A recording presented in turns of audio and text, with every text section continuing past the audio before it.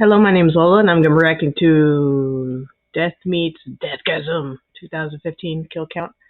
I know nothing about this. I've never heard of this. So here we go.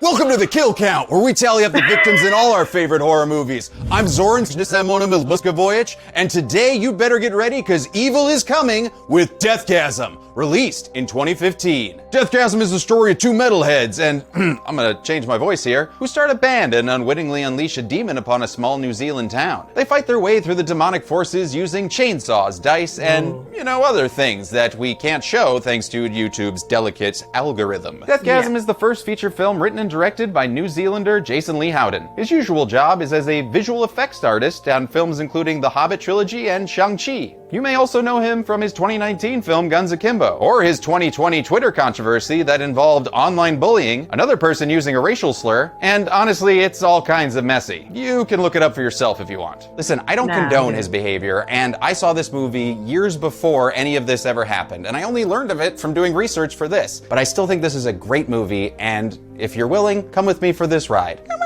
Howden secured financing for Deathgasm after entering several ideas into the 2013 Make My Horror Movie competition in New Zealand. Deathgasm was the most ambitious one, and I was like, fuck, I hope this isn't the one. But it turns out that's the one that secured him 200,000 New Zealand bucks. And with some other financing, he used that to film a script he wrote in 9 days. 9 drunken days. He based a lot of the story on his own experiences growing up as a metalhead in a small New Zealand town. Production only lasted 20 days. That's shorter than Tremors 3, y'all. And that means a lot of the shots in this film were done in one take. You nail it in this take, and then like otherwise, if you stammer or something, then we don't have it. Deathgasm is inspired by the early splatstick films of Peter Jackson and Sam Raimi, as well as 80s films like The Goonies and Monster Squad. I just love watching a group of losers just kind of kick ass. He's also clearly a very big fan of Edgar Wright style editing, which in itself is really Sam Raimi style editing, so, it's just a gloriously bloody Ouroboros. By this point, Howden was sick of the world of computer effects he'd been stuck in. Rotoscoping around like hobbit toes. So he decided to do as many practical effects as he could, and rightfully so. The results are as twisted as this bitchin' metal soundtrack, with the movie getting gorier and gorier as it goes on. And that's why I'm happy to have a sponsor today.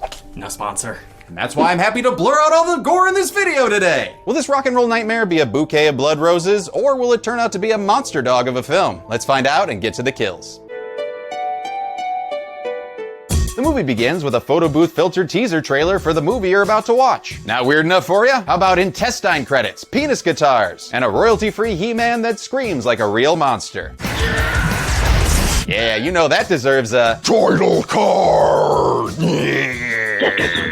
We're in Grey Point, New Zealand, learning about Brody through his butterfly effect notebook. After his mom had a very methy Christmas, he was sent to live with his Uncle Albert, a man who's keen on Jesus, which conflicts with Brody's tastes. Like many a bored suburban kid, Brody starts a band with his bros. On keyboards is Dion, this tow-headed Kiwi Harry Potter who gets bullied by Brody's cousin David. And on drums is this Auckland Angus named Giles, played by Daniel Cresswell, who I remember from the most epic safety video ever made. And then on bass, there's Zach, a guy Brody met at the local record store. He's the perfect bro to get high with, or make a blood pact with, or make fucking napalm? Do I smell sodium tetrasulfate bonding with chlorophyll? Well, looks like it's time for another woodland critter Christmas. Hail Satan! Brody hopes their music can match the Frank Frazetta fantasy he has featuring music by Elm Street. It's just one of the many incredible bands on this soundtrack that works so well even if you're not a metal fan. The Live Aid of metal.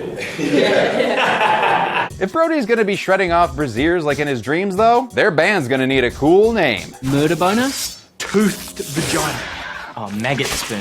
Most of these names were improvised and made the cast and crew crack up, with some of them so darkly offensive that we had to burn. We had to delete them off the camera afterwards. How about we just go with the name of the movie? Deathgasm. All spelt in capitals. Lowercase is for pussies. And this misspelling was due to a very tired Howden doing this effect himself at 5 a.m. on deadline for the movie's South by Southwest premiere. But hey, spelling things correctly is for pussies.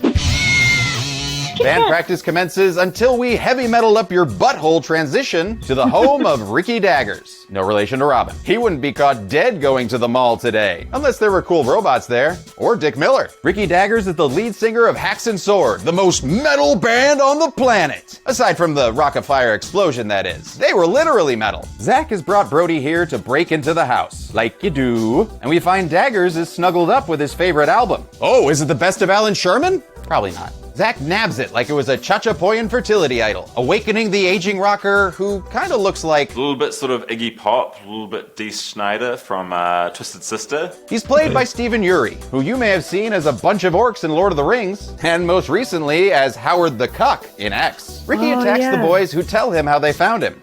Latest death stream, dude. You were outed. And that newsletter's got a wide subscriber base, including this Agent 47 with hair named Vaden. And something tells me we can't trust what he's doing in the shadows. Daggers tells the boys to take his record and keep it secret. Keep it safe. They then run off while Vaden swings by to get our kill count started with a gruesome throat slit. Damn, that would even make Sweeney Todd uncomfortable. Good work, my friend, my faithful friend. The Beast Wars boys return to enjoy their new licorice pizza in front of Chekhov's chainsaw. But unfortunately, it's not the flavor they wanted. It's a fucking Rick Astley record. Ooh, Rickroll. Classic internet. Brody is never gonna give it up and find some old papers while Ernest becomes Electro Man in the next room. Oh, looks like sheet music, but what's the song called? I don't know, I think it's Latin. Okay, I'm drawing a line in the fucking sand here. Do not read the Latin. They don't.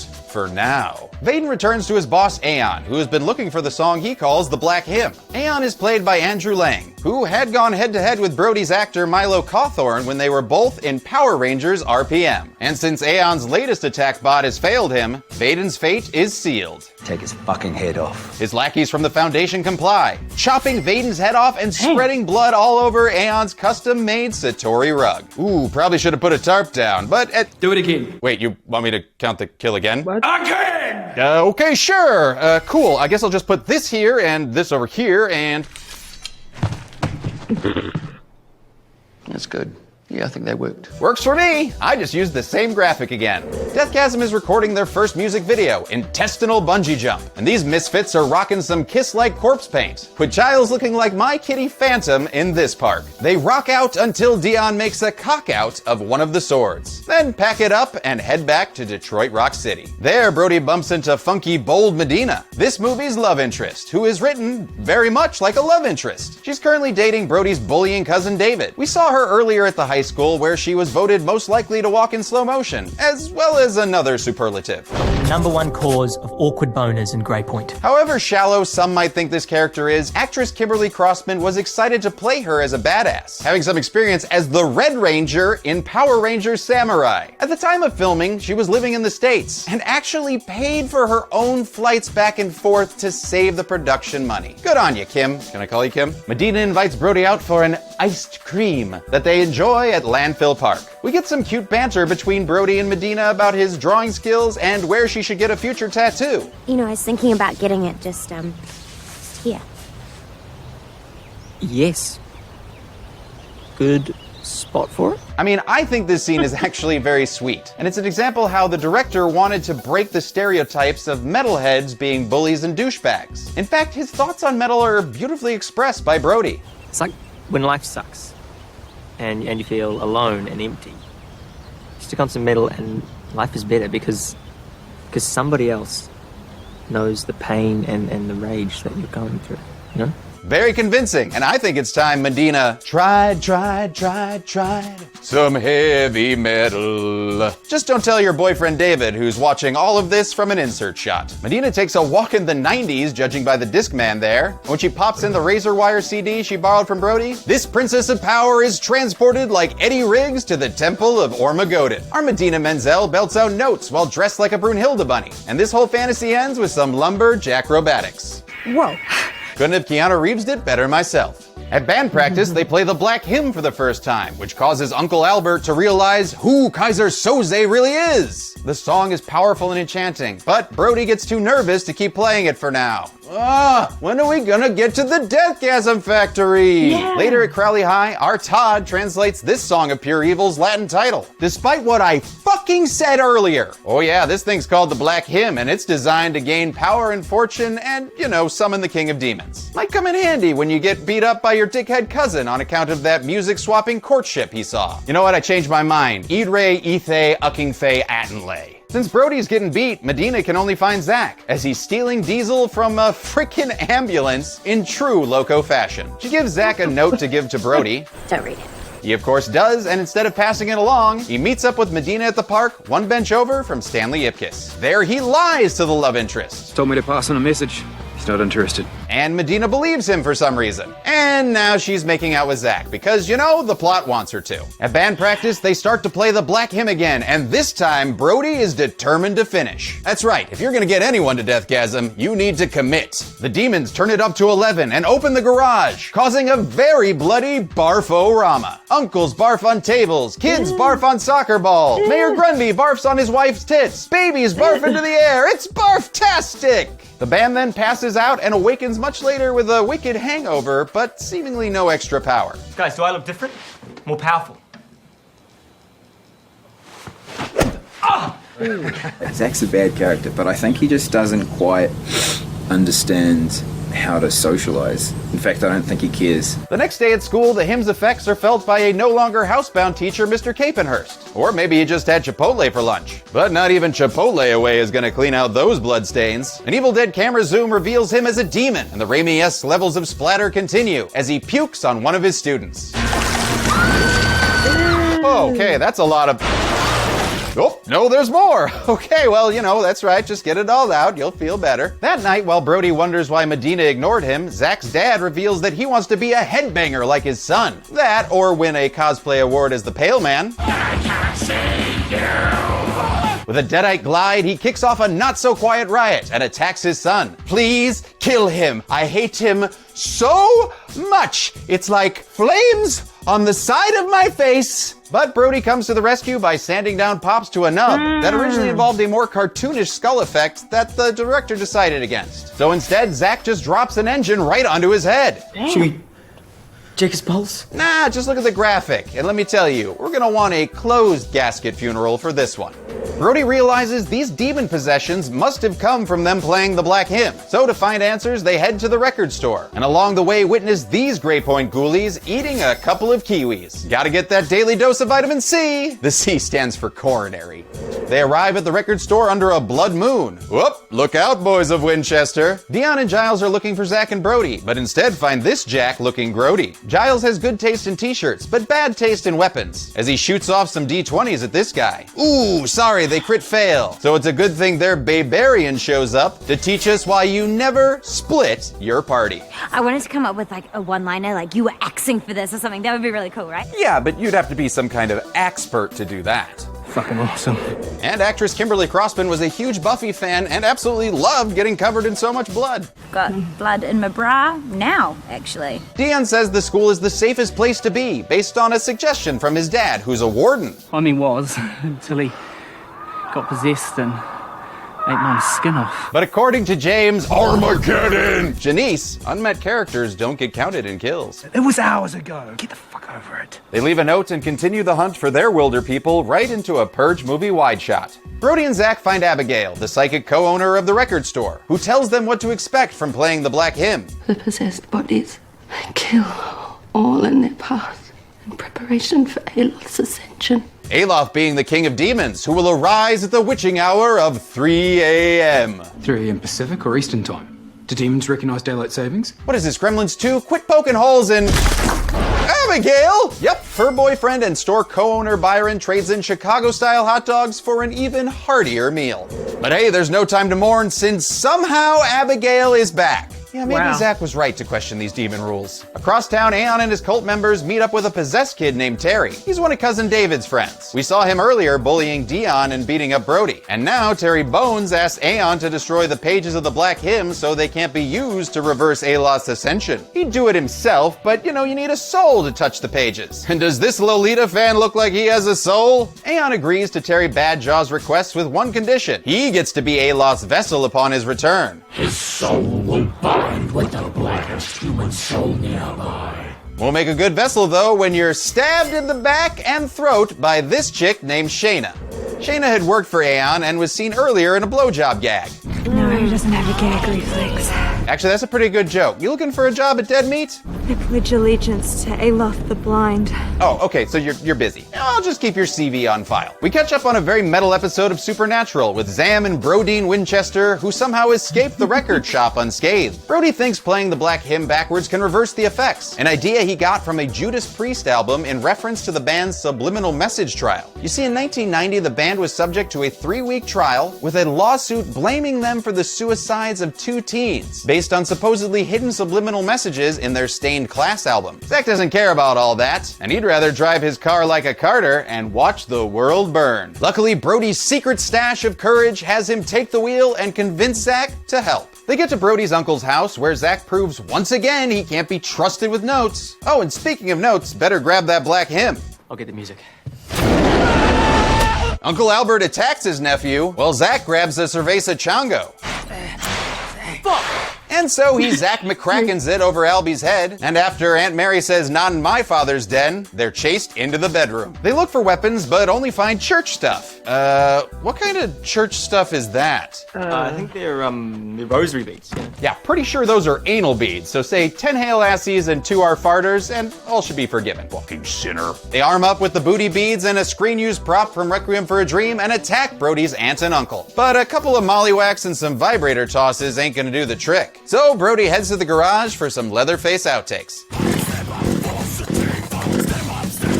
He gets it working as Zach is dragged into the bedroom to fight off Uncle Albert with the only weapon he can find. A BMS Naked Addiction Dildo. Or actually, maybe it's a real cock too? Honestly, I just can't see it because of the sensor. In any case, Zach uses this Charlie Cox on the blind uncle and completely tears off Albie's jaw, killing him in what was labeled cock gag number 7.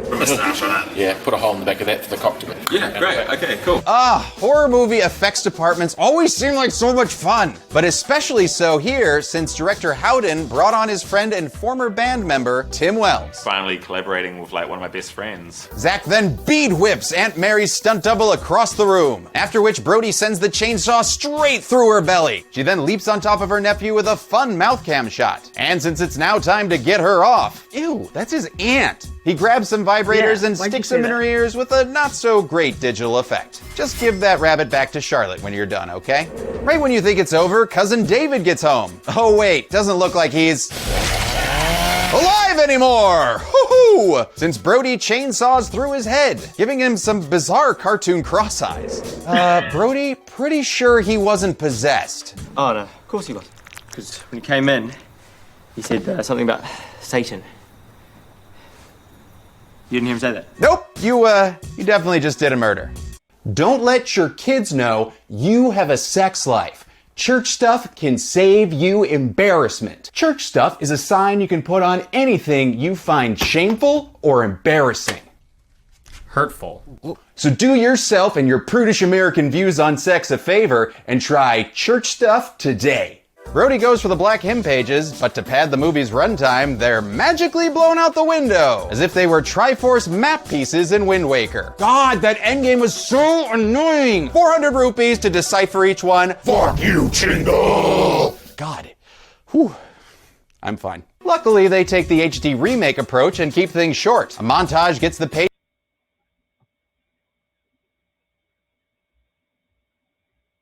and keep things short. A montage gets the pages back and also adds 2 more demons to the kill count. The first with a saw blade to the face, and the second in a kill that's not safe for work, or YouTube, or honestly anywhere. When they use a whippersnipper. You guys call them weed whacker. We call them whippersnippers. No, we don't. You know what? Whatever you call them, it results in a mangled wangle. You're pretty good at whacking guys off, bro.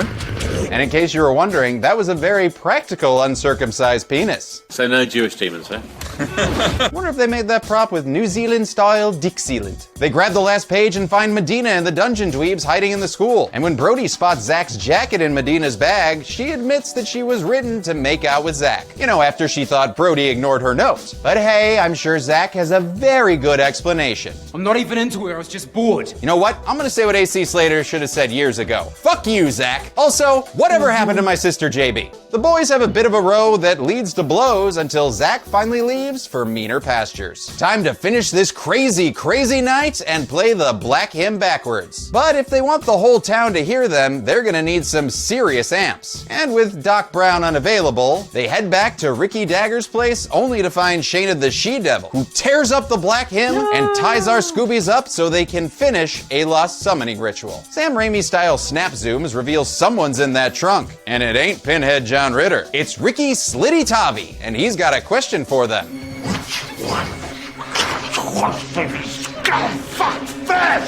Yes, I volunteer not Alan Tudyk here. Before Dion can lose his Skullginity, a Deus Ex Machina comes in to beat Demon Ricky to death with a hammer. Damn. Oh, Ricky, you're not fine, you've got no mind. Dead Ricky! Zach doesn't apologize for his past actions, but hey. Metalheads stick together, right? Sure, I guess. Wait, you decided that you wanted to help us and then you went and applied makeup? Hey, it's not makeup, it's corpse paint for going into battle! Well, you look adorable. Oh, thank you. With the pages destroyed, Brody's gonna have to play the song from memory. And while he does, Zach gets this battle royale going with Gunner's punch saws. He double fists his way up the bum of one cultist, turning him into a chainsaw lollipop. Zach then breaks another cultist's arm, and some off-screen screams lead me to believe that this cultist gets culled as well. And actually, a lot of these kills were improvised based on what prosthetics they had lying around their shop that were donated to them by Practical Effects House Main Reactor, known for their work on Ash vs. Evil Dead. The rest of the group storms the stage, while Zach is sucked out the window like David at the Winchester. The demons enter from the night like Sandmen. Y'all better get ready for a fight! But wait, where's Dion? You kidding me? He's somehow lost in this very tiny house. Well, you know, it sucks for him since a demon shows up, grabs his head, then yanks his spine out like a Predator trophy. I told you, never split the party! Giles isn't content being a watcher anymore, and he fires more dice at a returning demonic Byron and Abigail. But they teach this boy a lesson by giving him just a flesh wound, and then beating him to death with his own arm. Byron heads towards Brody, but the metalhead uses a Slumber Party Massacre reference to drill a hole into Byron's chest, leaving him screwed on the floor. Outside, Zach is still alive and kicking a demon to death, that is. And 5 more demons want to join his Rockettes audition. But since the part's already been cast, he Naruto runs over to them and does a spinning chainsaw dance that decapitates the whole group. Bet they didn't saw that coming. Oh, my grammar is terrible. Back inside, Medina takes out Abigail and 4 more demons with her axe. Actual axe, you know, not like a guitar. Oh, and look, one of them is a fucking flannel. More demons show up looking for Angela, but instead find Brody's drill, which he uses on a V-neck demon's head. Zach returns just in time to kill a cultist and 2 other zombies with his chainsaws, leaving this bitch, Scary Terry, as the only remaining demon. Zach cuts off his arm's head and torso in turn, leaving him with nothing but his legs to stand on. With the chainsaws out of gas and only a cowering Shayna left, it's time to play the Black... 3 a.m. Ah, shit, they failed. So it's time for a Skybeam and Shayna's high beams to welcome Aloth back. Seriously impressive dress removal there. Nice. Shayna gives Aloth her consent to enter her body. But before he can climb her like he was Edmund Hillary, she's stabbed through her pineapple lumps by Zach. As Terry mentioned earlier, Aloth will enter the most evil person in the room, which is now, and let's be honest, always has been, Zach. Aloth, the Blind One, King of the Demons, has returned! That is, after many, many hours in the makeup chair. No longer friends forever, Zach attacks Brody, bamfing around like an electric nightcrawler, until the fight ends with Brody stabbed like a drunken tourist in Pamplona. Zach Aloth goes for Medina next, but Brody musters up enough strength to start playing again. That's not gonna work. You have to play the black hand, fucking idiot. Zach's right. Brody's gonna need a bigger note. So he plays some metal straight from his heart. And it somehow works, bringing Zach back to human form. If you can consider Zach a human. But with Aloth trying to regain control, there's only one option left. Finish me. Spoken like a true Steve Ritchie. So Brody takes his blood brother razor and gives Zach the Snyder cut, preventing Aloth, the blind demon king, from returning to Earth. He says goodbye to his quote-unquote friend with a final metal salute. A quick trip to a Mandy-style credit sequence lets us know it's 2 months later. Goddamn right you subtitled that in readable font. Brody and Medina are officially together, and she got that tattoo he designed for her. Or, you know, drew on with a Sharpie. Whatever. She heads up and Brody puts on his pants like a loser, just as Ernest gets electrocuted again. Brody's hi-fi prepares to summon Kelly LeBrock, but before that we hear a very familiar laugh. Just kidding, dude. Zach? The credits roll and we get a quick post-credit scene where Zach tells Brody to start a new band. And that gives us some more band riff names that weren't good enough for the earlier scene. Intesticide? But like, bestiality bliss. Yeah, how about Birth Canal Boat Riders? How about we end this kill count and get to the numbers? Yeah. Right after I listen to the new Dead Meat record that dropped.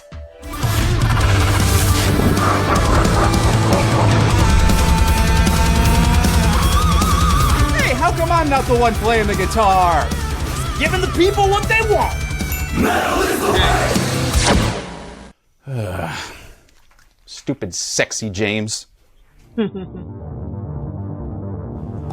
Well, there were 37 deaths in Deathgasm, 11 living men, 3 living women, and 23 demons of various gender, giving us a mostly evil pie chart. Forged in a convection oven of pain, fueled by the souls of unbaptized babies, and baked for, like 12 or 15 minutes. With a svelte runtime of 86 minutes, that gave us a true Deathgasm every 2.32 minutes. Can I please get out of this makeup now? I'll give the golden chainsaw for coolest kill to the recapitation. This is by far my favorite scene in this movie, and is head and shoulders above the other still amazing kills. Do it again. Oh, okay. How about this? Giving this one the golden chainsaw is a no-brainer, huh? Do it! I'm king! Fine, the kill is cool and funny. You happy now? Yeah, I think they worked. Dull Machete for lamest kill will go to the townsfolk eaten by demons. Those kills weren't very filling and left me hungry for more. And that's it. Deathgasm came out in 2015, and while a sequel was entertained for a while, it seems like it's no longer gonna happen. You know what is coming, though? This guy! Hell yeah, I'm coming back to host the Kill Count in just 2 weeks. And I'll be on the brand new Kill Count set, which I'll introduce to you in a separate video. But you know what that means, dude? You can tear all this shit down. Get rid of it, probably toss it. Throw this away while you're at it. Thanks! Well, until we meet again, I'm a man who was almost in the movie High Fidelity, and this has been the Kill Count. Oh, it smells like James. On the next Kill Count. The first half of Stranger Things Season 4 has already dropped, but this entire show revels in the past, so why not get nostalgic with a Kill Count on Season 3? What?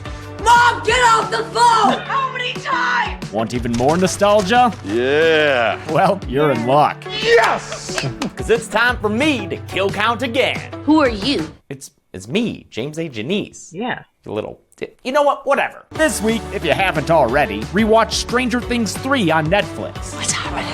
I have no idea. Then on Friday, June 17th, A day free of girls. No, Willie boy. It's the day I return to host our channel's flagship series, The Kill Count. He's back! He's back! all in one go. No more halfsies this time. Only on Dead Meat. Sweeter, bolder, better. Stranger Things Season 3 can currently be watched on the pictured streaming platforms. Dead Meat always recommends you watch the movie for yourself before its kill count. It's the only way to have your own properly informed opinion. Kill counts are never meant to replace the experience of watching a film.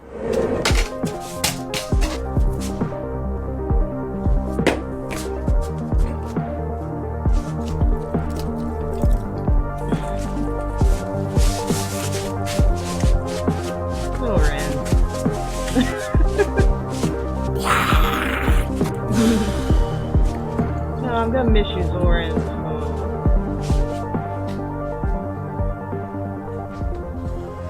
Hi. Of course. Well, that's Deathgasm 2015 kill count. Man, I cannot wait to see him, see James come back and do the kill count for Stranger Things season 3. It's gonna be awesome. Well, see you guys in the next one. Bye. Bye.